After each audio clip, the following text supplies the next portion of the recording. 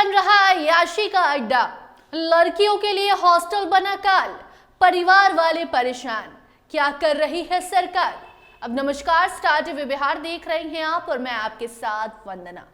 बिटिया डॉक्टर बनना चाहती थी, हमने तो सिर्फ पढ़ने भेजा था। अच्छा हॉस्टल खोज के हॉस्टल में अच्छा पैसा भी देते थे ताकि बिटिया को कोई दिक्कत ना हो। हॉस्टल में सुरक्षित रखने का वादा हॉस्टल मालिक ने किया था, लेकिन अफसोस कि हमारी बिटिया बच नहीं सकी।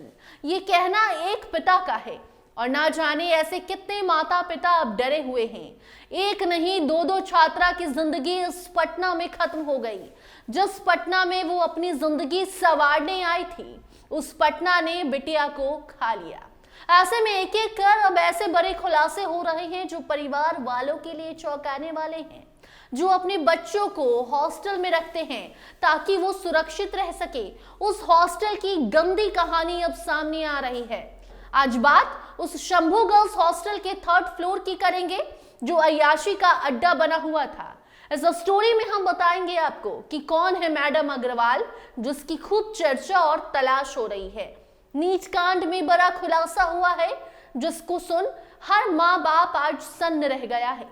जी हाँ, कोचिंग हब में स्थित पटना के शंभू गर्ल्स हॉस्टल को लेकर अजब गजब खुलासे अब हो रहे हैं।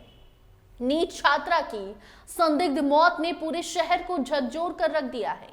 इस मामले में पुलिस की जांच जैसे जैसे आगे बढ़ रही है, हॉस्टल की आड़ में चल रहे काले कारनामों की परतें खुलती जा रही हैं।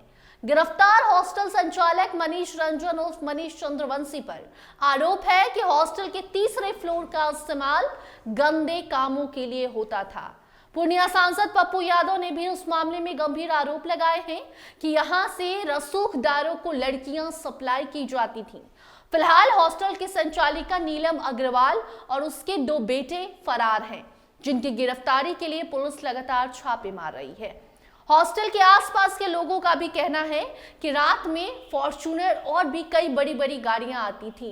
रात भर लड़कियों के साथ गंदा खेल होता था। हॉस्टल के सामने ये बड़ी बड़ी गाड़ियां लगती थी। शक पहले भी हुआ था, लेकिन हॉस्टल मालिक के डर से कोई कुछ कहता नहीं था। और अब जब छात्रा की जिंदगी खत्म हुई है तो एक एक तार को जोड़ कर देखा जा रहा है, तो ऐसा प्रतीत हो रहा है कि और भी कई लड़कियां इस जाल में फंसी हो सकती हैं, जो अभी भी चुप और डरी सहमी हैं। भले एसआईटी की जांच हो रही है, लेकिन आसपास के लोग भी कई बड़े खुलासे कर रहे हैं। आपको बता दें कि शंभू गर्ल्स हॉस्टल चलाने वाले मनीष रंजन उर्फ मनीष चंद्रवंशी के आपराधिक इतिहास और उसकी संदिग्ध गतिविधियों ने पुलिस के कान खड़े कर दिए हैं। बताया जा रहा है कि वो लड़कियों के हॉस्टल के ऊपरी तल्ले पर ही रहता था। इस बिल्डिंग की मालकिन नीलम अग्रवाल अपने 2 बेटों के साथ इसी मकान में रहती थीं। उनके पति शंभू अग्रवाल का देहांत हो गया है, उन्हीं के नाम पर ये हॉस्टल रखा गया। नीलम ने ही केयर टेकर के तौर पर नीतू नाम की एक महिला को बहाल किया था, जो कि वार्डन थी। नीतू ही बेहोशी की हालत में लड़की को लेकर अस्पताल गई थी। घटना ने नीलम अग्रवाल और उनके दोनों बेटों का सुराग घटना के बाद से नहीं मिल रहा है। इनकी जांच चल रही है, इनको ढूंढा जा रहा है, तलाश जारी है। पुलिस की जांच में पता चला है कि 5 जनवरी को जब छात्रा जहानाबाद से पटना आ रही थी, तब मनीष रंजन का मोबाइल लोकेशन उसी रूट पर था, जो कि किसी बड़ी साजिश की ओर इशारा कर रहा है, या फिर हो सकता है कि ये महज एक संयोग हो। बताया जा रहा है कि हॉस्टल को नीलम अग्रवाल अपने पति शंभू अग्रवाल के नाम पर चलाती थी। घटना के 2 सप्ताह बीत जाने के बाद भी पुलिस नीलम और उसके दोनों बेटों तक नहीं पहुंच पाई है। इस कांड ने पटना में अवैध रूप से चल रहे सैकड़ों गर्ल्स हॉस्टल की सुरक्षा व्यवस्था पर सवालिया निशान लगा दिया है। छात्राओं ने बताया है कि पिछले 3 सालों में किसी भी सरकारी एजेंसी ने हॉस्टल की सुरक्षा या सुविधा की जांच नहीं की। बिना किसी निश्चित प्रोटोकॉल के चल रहे इन हॉस्टलों में सुरक्षा गार्ड तक नहीं है। लड़कियों का कहना है कि बाहर से असामाजिक तत्व जो हैं वो ताना कसते रहते हैं, लेकिन कोई कुछ जवाब नहीं देता। नीट छात्रा के संदिग्ध मौत मामले की जांच कर रही एसआईटी ने अपनी कार्रवाई तेज की है और इस मामले में एसआईटी टीम राजेंद्र नगर स्थित प्रभात मेमोरियल हीरामती हॉस्पिटल पहुंची और छात्रा की भर्ती से लेकर डिस्चार्ज तक के सभी दस्तावेजों को जब्त कर लिया है। पुलिस अब विशेषज्ञों के जरिए डॉक्टरों के इलाज के तरीकों की जांच करवाएगी। आपको बता दें कि इस मामले में 2 से 3 दिनों के भीतर जल्द ही और भी कई बड़े खुलासे होंगे। लेकिन सवाल ये उठ रहे हैं कि उन हॉस्टल्स के जो मालिक, जिन हॉस्टल्स में लड़कियां रहती हैं, घर वालों को अंदर नहीं आने देते हैं। घर वाले जब अंदर आना चाहते हैं, अपनी बिटिया का रूम देखना चाहते हैं, उन्हें भी रोक दिया जाता है।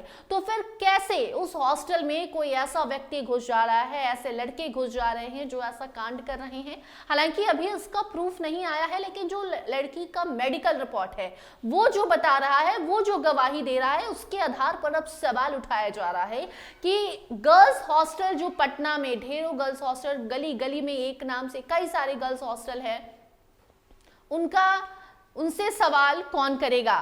वो हॉस्टल के मालिक क्या कर रहे हैं, लड़कियों के साथ क्या किया जा रहा है? क्योंकि शंभू गर्ल्स हॉस्टल के आसपास के लोग भी ये बता रहे हैं कि बड़ी बड़ी गाड़ियां आती थी, रात रात भर गाड़ियां रुकती थी। कई लोग तो ये भी कह रहे हैं कि रात के 10 से 11 बजे के बाद से बड़ी बड़ी गाड़ियां खड़ी रहती थी, सुबह 3-4 बजे वो गाड़ियां वहां से हटती थी। तो वो गाड़ी में कौन आता था, उन गाड़ियों का मालिक कौन था? और अगर गाड़ियां गर्ल्स हॉस्टल के सामने लग रही हैं तो हॉस्टल मालिक क्या कर रहा था? अंदर हॉस्टल मालिक भी उसी बिल्डिंग में रहता था और वैसे में मालकिन भी रहती थी उस बिल्डिंग की। तो ऐसे में सवाल है कि लड़कियों की सुरक्षा का जिम्मेदार अब कौन होगा? लड़कियों की जिम्मेदारी कौन उठाएगा? पटना ही नहीं बल्कि देश भर में कितने सारे हॉस्टल चलते हैं जहां लड़कियों को उनके पेरेंट्स उनके सुरक्षा को देखते हुए रखते हैं ताकि उनकी बिटिया सुरक्षित रह सके। ऐसे में बिटिया कहां सुरक्षित है, ये आज पूरा बिहार देख रहा है। और वैसे में अब गर्ल्स हॉस्टल से जो बाकी लड़कियां थी उन्हें उनके पेरेंट्स लेकर जा रहे हैं घर, और कई पेरेंट्स तो इतने डरे हुए हैं, घर वाले माता पिता, कि कह रहे हैं कि बिटिया को अब हम घर में ही पढ़ाएंगे। कुछ तो ये भी कह रहे हैं कि पढ़ाएंगे ही नहीं। तो जिस बेटी बचाओ बेटी पढ़ाओ की बात होती है, वो बेटी कैसे पढ़ेगी? वो बेटी जब बच ही नहीं पाएगी तो कैसे आगे बढ़ेगी? कैसे बिहार, कैसे देश बदलेगा? ये सवाल सरकार से। एसआईटी का गठन हो गया है, जांच चल रही है, लेकिन ये एसआईटी का गठन तब हुआ जब प्रशांत किशोर जाकर उस लड़की के परिवार से मिलते हैं, जब ये बातें प्रशांत किशोर के जरिए उठाई जाती हैं, और तब जाकर सम्राट चौधरी एक्शन लेते हैं। ये एक्शन पहले क्यों नहीं लिया गया? और ऐसी कई सारी लड़कियां आज भी पटना में हैं जो चुप बैठी हुई हैं, डर के मारे कुछ बोलती नहीं हैं, और सरकार जो है वो कुछ करती नहीं है। 1-2 नेता जाकर बोलते हैं तब उस पर एक्शन लिया जाता है, नहीं तो नए नए गृह मंत्री की थू भी हो सकती है। बाकी सम्राट चौधरी ने एक्शन लिया है, एसआईटी का गठन, एसआईटी जांच कर रही है। 1 से 2 दिनों के बाद इस पर जल्द बड़े खुलासे होंगे। फिलहाल ये लड़कियों के गर्ल्स हॉस्टल में बड़ी बड़ी गाड़ियां सामने लगती थी, 3rd फ्लोर को अय्याशी का अड्डा बनाया गया था। ये खुलासे शंभू गर्ल्स हॉस्टल को लेकर हुए, तो हमने सोचा इसे आप तक पहुंचाया जाए। बाकी उस रिपोर्ट से जुड़ी कोई नई अपडेट आएगी तो उसे आप तक जरूर पहुंचाएंगे। देखते रहिए स्टार टीवी बिहार। धन्यवाद।